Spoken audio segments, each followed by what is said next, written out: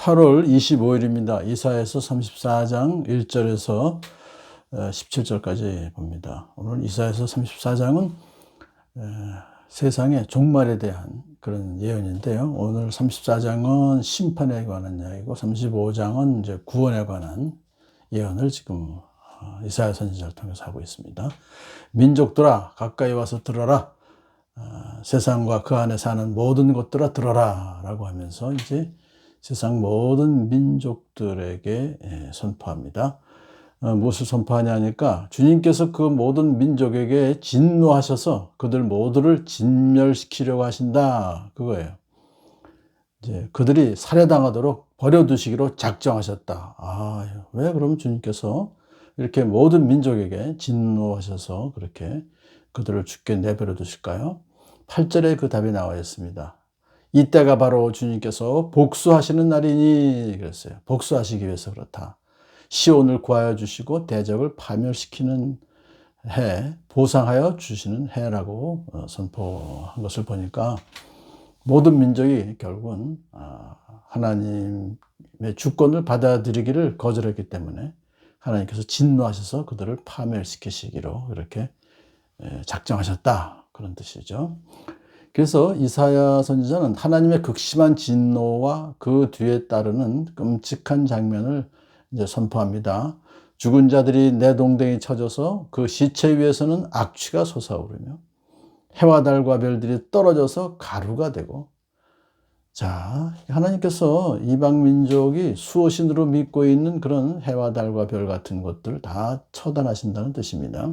이어서 이사야는 하나님을 대적하는 세상 나라의 대표로서 이제 에돔을 이렇게 지정하시고 에돔의 멸망을 선포하십니다.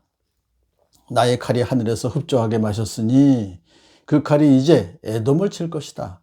내가 나의 칼에게 에돔을 심판하여 진멸시키라고 명하였다. 그렇게 에돔. 주님께서 에돔의 수도인 그 보스라에서 그 백성을 희생제물로 잡으시고 에돔 땅에서 그 백성을 크게 사륙하실 것이다. 그렇게 선포해요. 자, 그러면 그 아까 8절에서 주님께서 복수하신다 그러는데 왜 에돔을 그렇게 복수하실까요? 자, 에돔은 아브라함의 자손이고 에서의 후손입니다. 그렇기 때문에 이스라엘과는 한 핏줄임에도 불구하고 끊임없이 이스라엘을 회방하고 또 대적했다. 그것이 이제 문제죠. 그래서 에돔은 시온, 이스라엘에 대한 그들의 범죄 때문에 하나님께로부터 보복을 당하지 않으면 안 되는 그런 상황이 된 거죠. 그러나 이 보복이라고 해서 이것이 감정적인 그런 응징으로 이해하면 안 됩니다. 하나님의 복수는 상대방의 그 포갑적인 범죄로 인해서 한쪽이 당한 거죠. 어그러지고 뒤틀린 상태를 바로 잡아주는 거예요. 그래서 양쪽을 균등케 하신 하나님의 공의로운 행동이지 감정적인 어떤 그런 응징은 아니다. 그래서 이제 이렇게 선언하는 것이죠. 시온을 억압당하던 시온을 구하여 주시고 대적을 에돔을 파멸시키는 것이고 또 시온의 문제 됐던 것을 보상하여 주시는 해다. 그렇게 말씀하시고 있습니다. 선지자는 하나님의 심판으로 인해서 에돔 땅이 어떤 모습으로 변하게 될지를 생생하게 묘사해 줍니다. 에돔의 강들이 역청으로 변하고 흙이 유황으로 변하고 온 땅이 역청처럼 타오를 것이다. 소돔과 고모라 성이 그랬잖아요. 그것을 이제 우리가 볼 수 있는 건데요.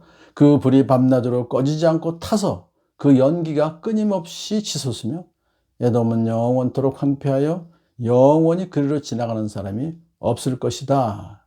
사실 이 모양은 앞으로 있을 지구 최후의 날, 그죠? 마지막 심판의 날의 모습을 이렇게 여기서 예언하고 있는 것입니다. 자, 주님께서 이제 에돔을 이렇게 황무하게 하실 것이다 그랬어요. 그래서 하나님께서 에돔을 한치의 오차가 없이 완벽하게 파괴하시고 창조 전의 모습인 무질서하고 혼돈스러운 상태, 황무한 상태로 에돔을 던져버리실 것이다. 그래서 거기에는 나라를 세울 통치자들이 없을 것이며 백성을 다스릴 지도자도 없을 것이고, 물론 백성들도 없을 것입니다. 그렇게 이제 마지막 최후의 멸망을 하게 될 것이다. 그래서 그 후에 어떻게 됩니까? 에돔 땅은 온갖 들짐승들의 차지가 될 것이다. 이거 지금 아주 구체적으로 여러 동물, 짐승들의 이름을 열고 하는데요. 그러면 하나님의 예언은 정확하게 성취될 것이므로 하나님 말씀하신 그 짐승들이 하나도 빠짐없이 에돔 땅으로 모일 것이고, 그들이 거기서 번식해서 온 에돔 땅은 완전히 사람들이 살지 못하는 완전한 파멸에 이를 것이다. 그렇게 선포하십니다. 이제 16절이 우리가 잘 아는 구절인데요. 주님의 책을 자세히 읽어보아라. 이 짐승들 가운데 어느 것 하나 빠지는 것이 없겠고 하나도 그 짝이 없는 짐승은 없을 것이다. 사실 이 주님의 책이라고 그런 것은 이제 이사야가 쓴 이 예언서를 말하는 것이지만 좀 더 폭넓게 하나님 말씀 전체를 우리가 이해해 볼 수 있습니다. 자세히 우리가 읽어야 되겠죠. 근데 여기서 지금 이 짐승들 가운데서 어느 것 하나 빠지는 것이 없겠고, 이제 주님의 책에 기록된 짐승들이 다 빠지는 것이 없겠고, 하나도 그 짝이 없는 짐승은 없을 것이다. 이렇게 지금 말하시는 것은 짝이 있다는 것은 계속해서 번식한다는 얘기죠. 그래서 짐승들은 계속해서 더 번성하게 될 것이다. 그 짐승들이 영원히 그 땅을 차지할 것이며 세세토록 거기에 살 것이다.